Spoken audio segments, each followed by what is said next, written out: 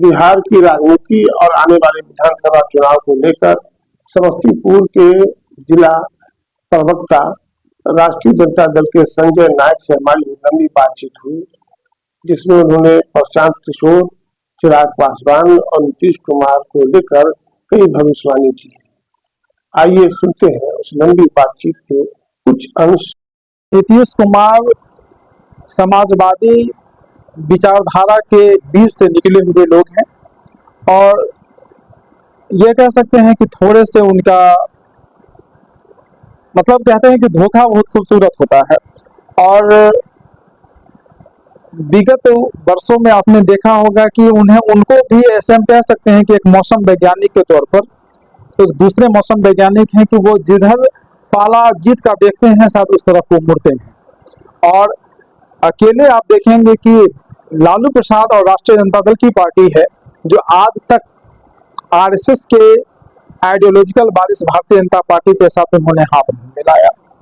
और जो है उसमें कुछ भी वोट मारने की सेंधमारी की जाती है, लेकिन लालू प्रसाद यादव जी और हमारी पार्टी निष्पक्ष और जो सामाजिक धरोहर है ताना बाना जो बुना जाता है उस ताना बुना की पैरोकार रही है और उसके लिए किसी भी तरह का कोई समझौता नहीं होगा। और नीतीश कुमार की भी शायद ये अंतिम बारी होगी। इसके बाद नीतीश कुमार की पार्टी भी शायद अगर वो नहीं संभलते हैं तो इसके बाद मैं नहीं समझता हूँ कि उनकी पार्टी भी बच पाएगी। विगत पिछले आरसीपी सिंह को देखा होगा कि उनको प्रोजेक्ट आरएसएस में किया, भाजपा ने किया और जदयू को तोड़ने की कवायद उस समय भी राष्ट्रीय जनता दल उनके साथ खड़ा होकर उनको बचाने की कोशिश किया। और हम अधिक सीट होने के बावजूद भी मैंने उनको प्रधान मुख्यमंत्री के तौर पर प्रोजेक्ट किया और हम पीछे से सपोर्ट भी किए, लेकिन फिर अचानक वो फिर बदले, फिर चले गए और हमारे पार्टी में संविधान की जो आइन है उनको उन्होंने हत्या किया और नीलम सिंह को और केतन आनंद को यहाँ से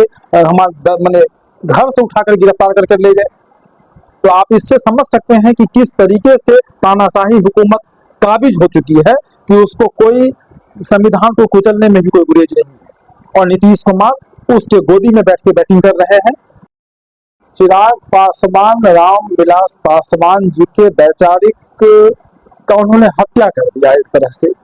और आरएसएस के जो एजेंडा है और उसका जो आइडियोलॉजिकल वारिस भारतीय जनता पार्टी है उसकी गोद में जाकर वो पूरा खेल खेल रहे हैं। और वो 4.5% से 6% जो वोट है पासवान का वो सिर्फ उसी को समझ रहे हैं। और यही वजह है कि मुसलमान जो सामाजिक न्याय के साथ उनको नहीं जोड़ा जा रहा है वो चिराग पासवान के साथ खड़े नहीं है। उनका भविष्य तो मैं लोकसभा में भी नहीं देख रहा था, लेकिन चलिए मैं लोकसभा के चुनाव पर विशेष टीका टिप्पणी नहीं करूंगा। अगर टीका टिप्पणी करेगा तो उनके अभी भी सुप्रीम कोर्ट में एक पीआईएल डाला गया जिसमें 69 सीट पर ये चीज कहा जा रहा है कि उसमें फैब्रिकेटेड तरीके से उन्होंने जीत दर्ज किया है, जिसमें हमारे सारण का सीट भी रोहिणी आचार्य जी का भी 10,000 के वोट के अंतर से वो हारी है। और ये बहुत बड़ी हार है, ये कहीं ना कहीं उसमें भी चुनाव आयोग की भी उसमें संदिग्धता नजर आती है। मैं इस बात को आपके चैनल के माध्यम से उठा रहा हूँ कि अगर निष्पक्ष जांच होगी तो शायद राजीव प्रताप रूडी की संसद सदस्यता भी खत्म हो जाए। और रही बात चिराग पासवान की, चिराग पासवान जी भी मतलब सिमट के रह जाएंगे आने वाले वक्त में। आपको यहाँ के मुसलमान भाई भी बताएंगे और पासवान जी भी उनका साथ कई जगहों पर नहीं दे रहे हैं, क्योंकि वो जानते हैं कि जो वोट के समय में पासवान जी को मनाने आते हैं और जब इलेक्शन खत्म हो जाते हैं तो उसी दलित पर, उसी पासवान पर, उसी जितने भी सारे बहुजन दलित संख्यक लोग हैं उस पर जितने अत्याचार, जितना बलात्कार हो रहा है, शायद मैं समझता हूं कि इतने बलात्कार या अत्याचार भाजपा शासित प्रदेश में है वो शायद कहीं किसी जगह नहीं है। इसलिए शायद पासवान भी इस बार उनके साथ खड़े नहीं होंगे। दरअसल जनस्वराज पार्टी भाजपा के द्वारा खड़ा किया हुआ वोट कटुआ पार्टी है, जिसमें मुख्य रूप से मुसलमान और यादवों को उस एजेंडा में शामिल किया जा रहा है, जिससे कि आरजेडी का वोट बैंक जो रहा है, जो ऐसे में तो ए टू जेड की पार्टी रही है। आपने विगत पिछले चुनाव में भी देखा कि हमारी पार्टी ने तमाम कास्ट वाइज आप देखेंगे तो तमाम पार्टियों को, तमाम दलगत स्थिति को देखते हुए तमाम जाति के लोगों को मैंने वोट दिया, मैं सीट दिया। लेकिन मुख्य रूप से जो बेसिक मेरा जो वो भाजपा का एजेंडा है कि इसमें यादव और मुसलमानों को जोड़नी है, जिसमें जो अपने मंसूबे में वो सफल नहीं हो पाएंगे। मुसलमान और यादव के साथ साथ अन्य जाति का भी सामाजिक ताना बाना जो है वो लालू यादव जी के साथ जुड़ा हुआ है, राष्ट्रीय जनता दल के साथ जुड़ा हुआ है। और वो आने वाले विधानसभा में देखेंगे कि आप सभी सीटों पर उनकी जमानत जब्त होने जा रही है। और अगर मुसलमान के ही बहुत बड़े वो चहेते हैं, वो प्रशंसक हैं या उनके वेल विशर हैं, तो अब जब भी वक्फ बोर्ड पर इतनी बड़ी मुद्दा था, उस मुद्दा पर प्रशांत किशोर का एक स्टेटमेंट नहीं आना, इस बात का द्योतक है कि आप उनको सिर्फ वोट बैंक के लिए इस्तेमाल कर रहे हैं और आरजेडी से तोड़ने की कवायद में लगे हुए हैं।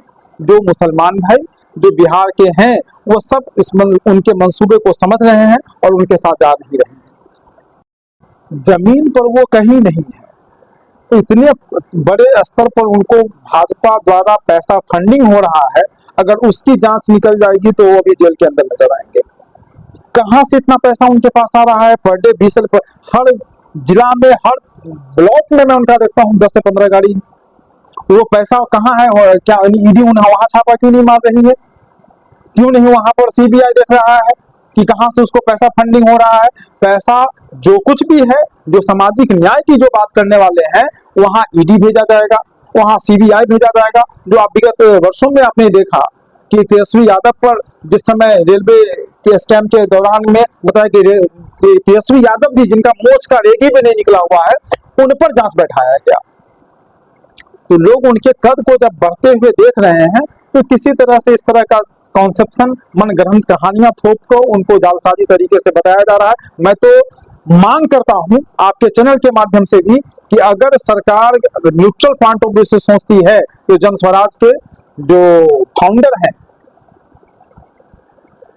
मिस्टर क्या नाम है, प्रशांत किशोर दुबे जी की आप जांच करा लीजिए। दूध का दूध, पानी का पानी, वो भी जेल के अंदर नजर आएंगे।